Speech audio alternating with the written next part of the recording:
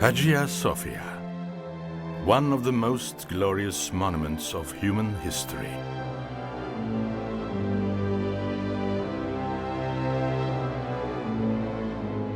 A wonder of the world dedicated to the sacred wisdom. Its beauty, architectural proportions and harmony making it a singular structure. Considered as the embodiment of divine power in both Byzantine and Ottoman sources, the subject of countless legends. Today, a museum that enthralls and deeply affects visitors. Built by Emperor Constantine I, the first Hagia Sophia was inaugurated in 360. After it was burnt down in a riot, Theodosius II had it built again in 414 as Hagia Sophia II.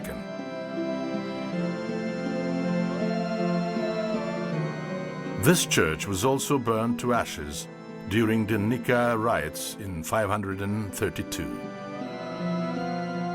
The marble construction elements and lamb reliefs representing the 12 apostles, which were discovered during the excavations in the church's west wing, are remnants of Hagia Sophia II. The magnificent structure standing today was commissioned by Emperor Justinian to two architects from Western Anatolia, Anthemius of Tralles and Isidore of Miletus. The construction of Hagia Sophia was completed in 5 years by 10,000 workers who were directed by 1,000 masons. Inaugurating the church on the 27th of December in the year of 537, Justinian becomes swept off his feet by the magnificence of the church. Waving his arms, he runs towards the dome.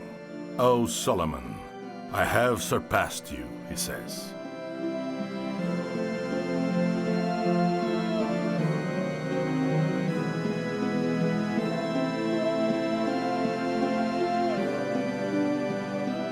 One of the prominent scholars of antiquity, Procopius, describes Hagia Sophia as such: the church emerges with a mighty appearance.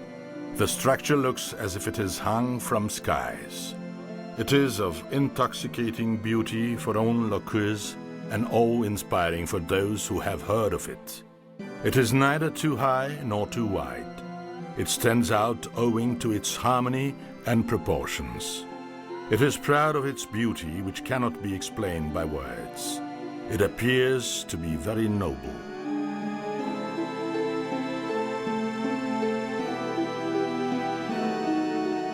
Unfortunately, this noble structure's dome collapses 21 years later. The sudden Justinian grieves his loss and refuses to wear his imperial crown for 30 days.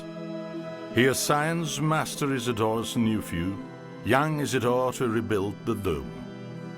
The young master solves the problem by escalating the dome by 7 meters with a support of 40 ribs and 40 windows.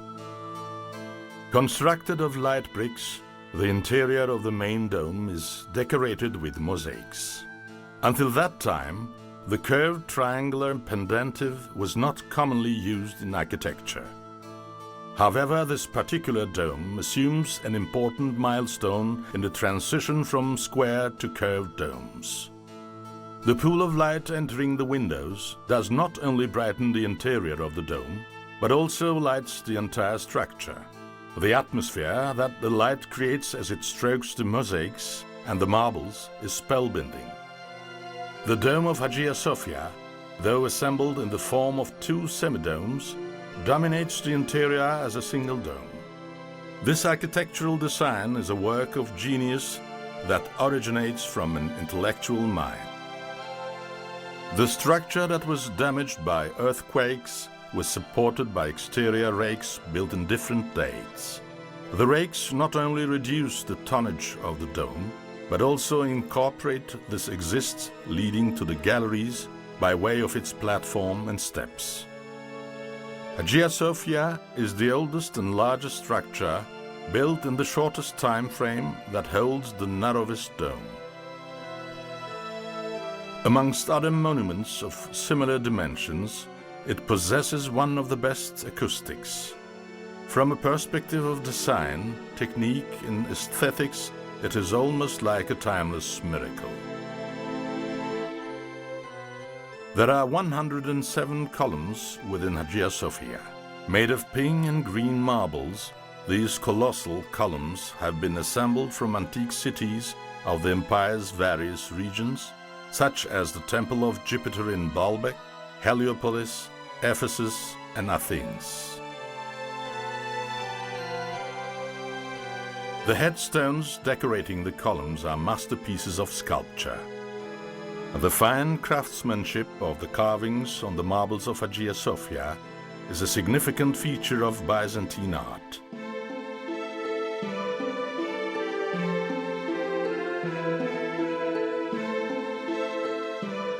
The monogram of Emperor Justinian and Empress Theodora is embossed in the middle of the headstones, which are delicately furnished with acanthus leaves.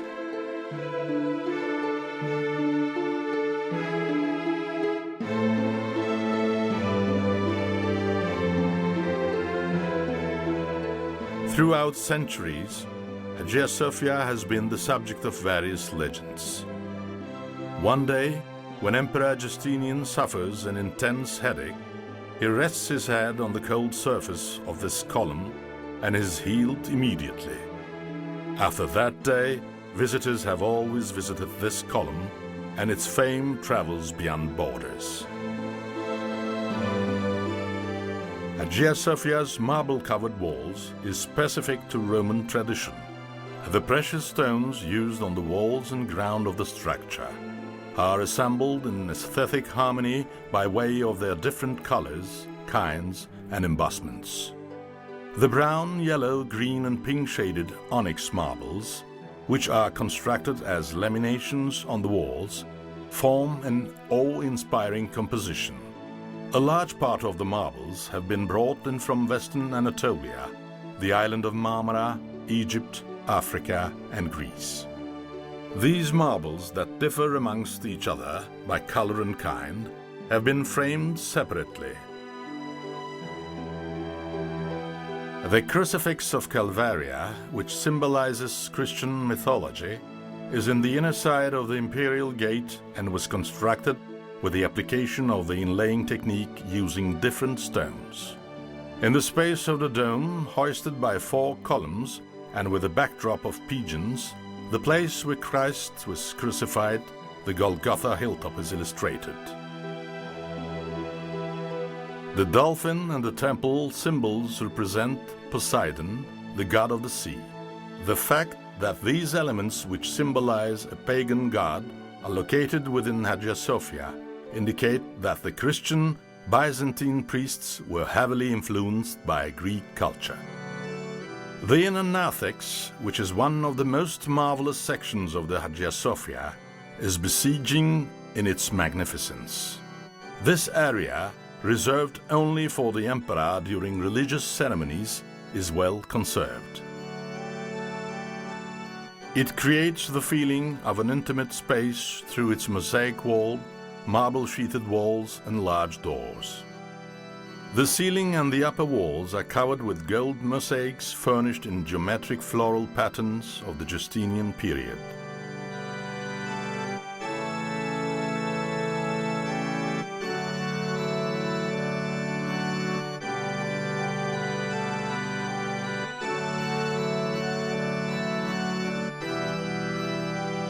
One passes through 9 doors through the inner narthex, including the imperial gate, in order to access the main area. In the middle of the bronze cornice on top of the imperial gate lies a relief of religious context. The empty throne of Jesus has been illustrated between the 2 columns and the round arch. In the open Bible, the phrase "Jesus the Good Shepherd" is written. The illustrations depict the throne and Father, the Holy Book and Son, and the pigeon figure symbolizes the Holy Spirit.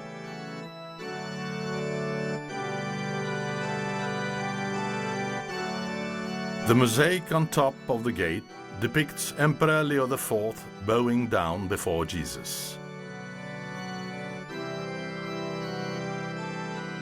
The words, "Peace be with you, I am the light of the world," are written in the open book held by Jesus. This mosaic is surrounded by two circular medallions. One is his mother Mary, and the other Archangel Gabriel. The mosaic depicting Mary and baby Jesus, which is placed on the tympanum that connects the entrance hall used for imperial ceremonies to the inner narthex, is considered to be one of the masterpieces of Byzantine art. Depicted on the left side of the mosaic, Justinian I is presenting the model of Hagia Sophia to Jesus, and on the right side, Constantine is presenting to him the model of the capital of East Roman Empire. The mosaic emphasizes the inseparable link between the founder of New Rome and Hagia Sophia, along with the power and continuity of the empire.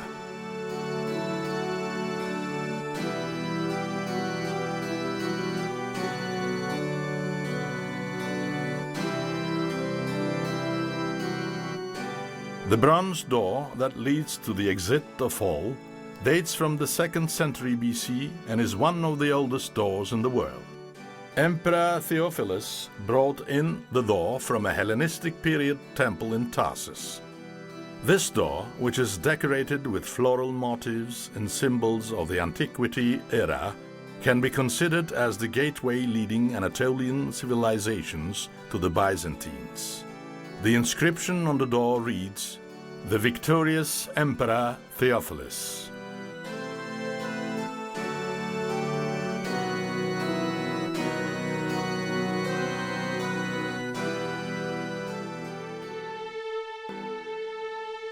The circular triangle that the dome rests on is decorated with 4 angel figures known as seraphim. These angels, who were seen by Jesus, have 6 wings. 2 of the wings are used for flying, and the rest to cover their faces and feet. According to Christian theology, these angels are the guardians of heaven who protect the throne of Jesus.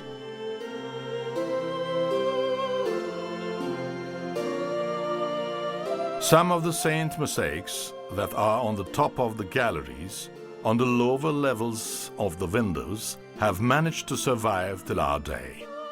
The holy men depicted with priest robes are known as Ignatius the Younger, John Chrysostom, the Archbishop of Istanbul, and Ignatius Theophoros, the Archbishop of Antakya.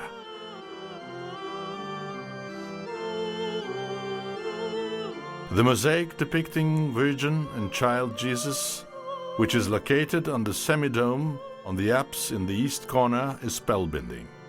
In this mosaic that dominates the main space, Mary, dressed in navy color, is sitting on her throne, which is placed on top of a golden floor. The elegance of the mother-son relationship reflects the greatness of medieval Christian and Byzantine art. The Western Gallery, which was allocated to the Empress and court ladies of the Byzantine era, emerges as an authentic ceremonial lodge with its luminosity and warm atmosphere. Though the door leading to the South Gallery appears to be made out of wood, it is in fact made of marble. Due to the key reliefs, the door was named by the public as the Door of Heaven and Hell.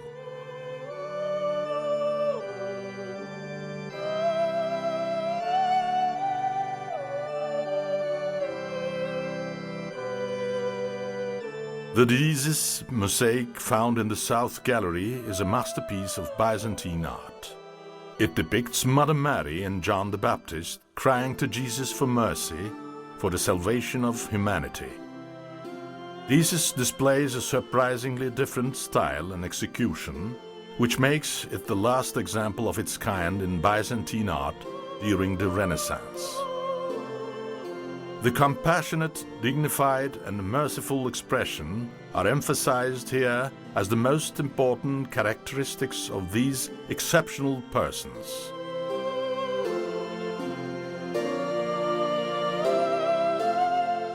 The southern gallery is furnished with mosaics depicting the scenes of forgiveness of the emperors.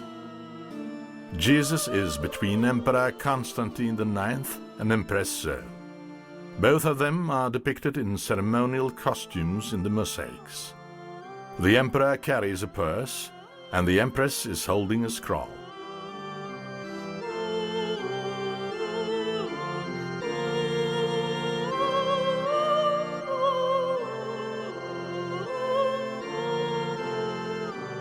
All of the figurative mosaics found in Hagia Sophia have been created at different dates, thus they differ in style. The production of the mosaics of Comnenus II and Empress Irene started in 118, the date of their coronation. In the middle of the emperor and empress, who are presenting their gifts, Mary and baby Jesus are situated. Mary's face is calm, yet her eyes are intense. Later, the portrait of Prince Alexius, the emperor's son, was added to the adjacent pilaster. On the 29th of May, 1453, Istanbul's conqueror, Mehmed II, entered victoriously into the city after a siege that lasted 54 days. He rides his horse towards Hagia Sophia, gets down from the horse, and bows down on the ground. He was immensely interested in Hagia Sophia and admired it greatly. After he founded the Grand Bazaar as the imperial market, he bequeathed it to Hagia Sophia. He saw himself as the heir of Constantine the Great and as the Roman Emperor. Fatih, faithful to tradition, transformed the great church of Hagia Sophia into a mosque. He guaranteed to right the religious freedom. For 500 years, Hagia Sophia was the most precious and most important mosque to the Ottoman Sultans. The long line of sultans repaired and decorated Hagia Sophia and made additions. Architect Sinan constructed on the west wing 2 minarets placed on top of the cubic base, which narrowed as they ascended.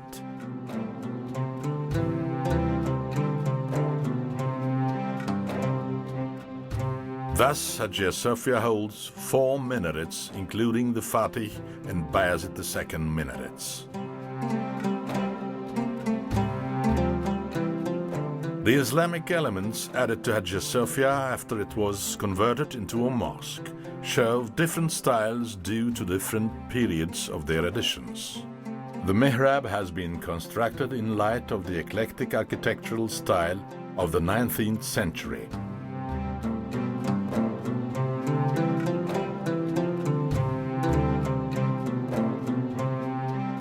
The plastered windows on top of the mihrab were renewed during the large-scale renovation ordered by Abdülmecid. The pulpit is one of the finest examples of 16th century Turkish marble workmanship. Both sides of the pulpit are embroidered with octagonal stars that have rosettes in the middle.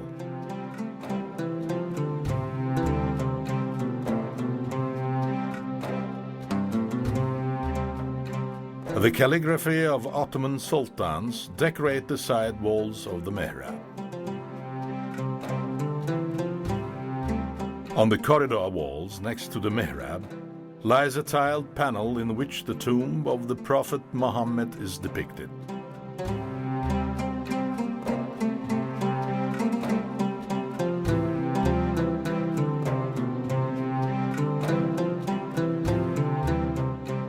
The marble loggia and the elegant oration dais, which Sultan Murad III had built, reveals how different cultures were transformed into masterpieces of art within the Hagia Sophia. The two cubes constructed from the same piece of marble belonging to the Hellenistic period were brought in from Pergamon by Murad III so that it could be utilized as the interior mosque water tank.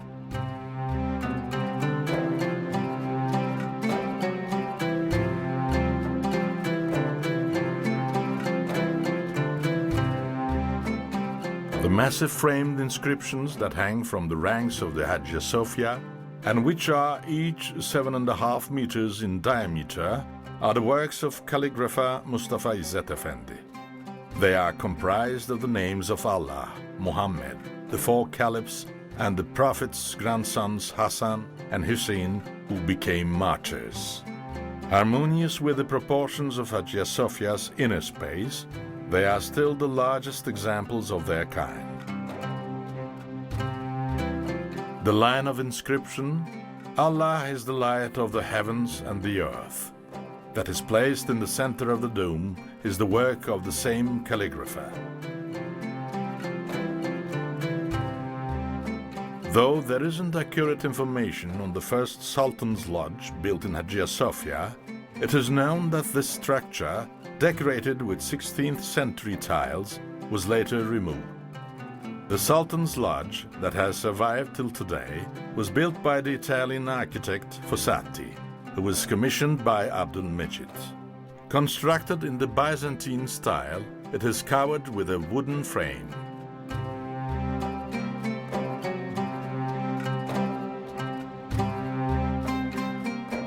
Sultan Mahmud I, who deeply respected Hagia Sophia, ordered the construction of a library between the two planks on the south gallery after he had the mosque go through a serious renovation. At the front gallery, the bronze grid, constructed with meticulous workmanship, divides the library from the main area.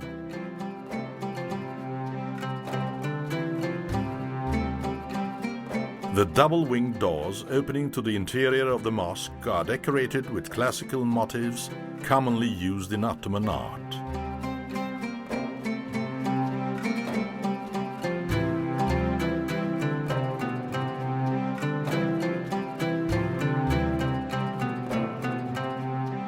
Mahmud I orders the construction of a social complex around the Hagia Sophia. It is comprised of a soup kitchen, medrese, a reservoir, and public fountains. The soup kitchen, which was used daily for distributing food to the poor during the Ottoman era, covers the entirety of the north wall. The entrance door of the soup kitchen attracts attention with its wide eaves and is one of the first examples of Ottoman architecture influenced by the West. The medrese, located on the front courtyard, is a small and elegant structure finally composed of rows of stone and bricks. The water tank's grid, which decorates the courtyard in an awe-inspiring way, signifies the architectural milestone that Turkish Baroque had then reached via the wide eaves and brilliant design. The Garden of Hagia Sophia hosts the largest and most crowded tomb of the Ottoman dynasty. Sultan Selim II, Murad III, Mehmed I, Mustafa and Ibrahim, their wives, grandchildren, and many princes and princesses have been buried in Hagia Sophia.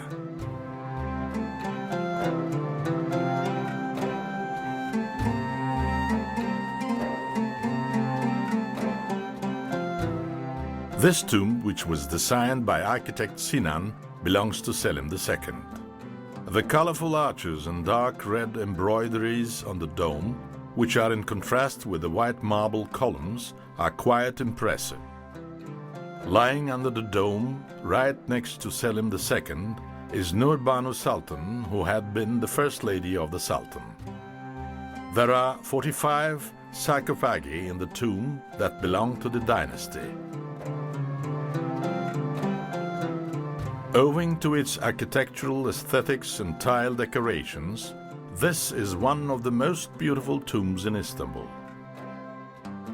Decorated just like a jewelry box, this tomb's walls are covered with Iznik tiles and surrounded with inscription panels. The tulip motifs on the coral red tiles simply unite spring, the awakening of life together with death.